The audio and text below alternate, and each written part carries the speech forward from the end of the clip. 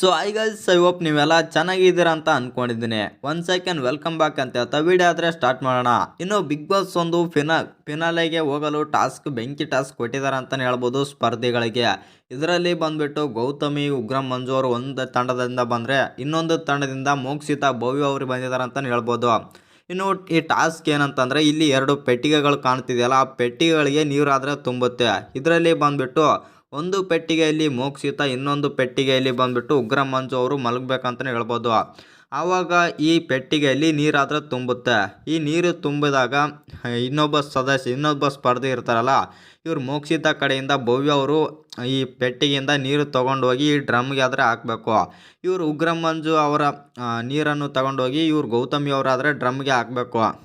ಯಾರು ಈ ಜಾಸ್ತಿ ಈ ಪೆಟ್ಟಿಗೆಯಲ್ಲಿ ಜಾಸ್ತಿ ವಸ್ತು ಯಾರು ಇರುತ್ತಾರೆ ಅವರು ಗೆದ್ದಂಗೆ ಅಂತಲೇ ಹೇಳ್ಬೋದು. ಈ ಟಾಸ್ಕ್ ಬಂದುಬಿಟ್ಟು ನಿಮಗೆಲ್ಲ ಗೊತ್ತಿರ್ಬೋದು, ಈ ಟಾಸ್ಕ್ ಅಂತೂ ಸಿಕ್ಕಾಪಟ್ಟೆ ರಿಸ್ಕ್ ಆಗಿದೆ ಅಂತಲೇ ಹೇಳ್ಬೋದು. ಈ ಟಾಸ್ಕ್ನಲ್ಲಿ ಉಗ್ರಂ ಮಂಜು ಮತ್ತು ಮೋಕ್ಷಿತ್ ಅವರಾದರೆ ಸಖತ್ತಾಗಿ ಆಡ್ತಾ ಇದ್ದಾರೆ. ಒಂದು ಕಡೆ ಬಂತು ಅಂತಂದರೆ ಗೌತಮಿ ಅವರಿಗೆ ನೀರು ಒಂದು ಡ್ರಮ್ಗೆ ಹಾಕಲು ಸಾಧ್ಯವಾಗುತ್ತಿಲ್ಲ ಅಂತಲೇ ಹೇಳ್ಬೋದು. ಯಾಕಂತಂದರೆ ಸ್ವಲ್ಪ ಅವ್ರಿಗೆ ದಮ್ಮು ಬರ್ತಾ ಇದೆ ಮತ್ತು ಅಷ್ಟು ಸ್ಪೀಡಾಗಿ ಆಗ್ತಾ ಇದ್ದಾರೆ ಅಂತಲೇ ಹೇಳ್ಬೋದು ಇವ್ರು ಗೌತಮಿ ಅವರು.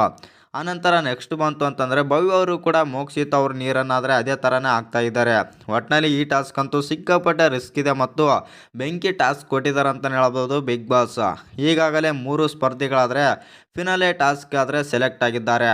ಆ ಕಾರಣದಿಂದಾಗಿ ಇನ್ನೂ 2 ಸ್ಪರ್ಧಿಗಳಾದರೆ ಉಳಿದಿದ್ದಾರೆ ಅಂತಲೇ ಹೇಳ್ಬೋದು. ಇನ್ನು ಈ ಸ್ಪರ್ಧಿಗಳಲ್ಲಿ ನೋಡ್ತಾ ಇತ್ತಂದರೆ ಪಕ್ಕ ನನಗೇನೋ ಮೋಕ್ಷಿತ್ ಅವರೇ ಗೆಲ್ತಾರೆ ಅಂತಲೇ ಹೇಳ್ಬೋದು. ಯಾಕಂತಂದರೆ ಗೌತಮಿ ಅವರಿಂದ ನೀರನ್ನು ಒಯ್ದು ಹಾಕಲು ಆಗ್ತಾ ಇಲ್ಲ. ಆ ಕಾರಣದಿಂದಾಗಿ ಭವ್ಯ ಅವರು ಸಖತ್ತಾಗಿ ಒಯ್ದು ಹಾಕ್ತಾ ಇದ್ದಾರೆ. ಇಲ್ಲಿ ಒಂದೇನಂತಂದರೆ ಮೋಕ್ಷಿತ್ ಅವರು ಏನಾದರೆ ಸ್ವಲ್ಪ ತಾಳ್ಮೆ ತೋರಿಸಿದರೆ ಪಕ್ಕ ಈ ಟಾಸ್ಕ್ ಮೋಕ್ಷಿತ್ ಅವರೇ ಗೆಲ್ತಾರೆ ಅಂತಲೇ ಹೇಳ್ಬೋದು. ಇನ್ನು ನಿಮ್ಮ ಪ್ರಕಾರ ಈ ಟಾಸ್ಕ್ನಲ್ಲಿ ಬಂದುಬಿಟ್ಟು ಯಾರು ಗೆಲ್ಲಬೇಕು ಮತ್ತು ಯಾರು ಫಿನಾಲಿಗೆ ಹೋಗ್ಬೇಕಂತ ಕಮೆಂಟ್ ಮಾಡೋದನ್ನು ಮರಿಬೇಡಿ.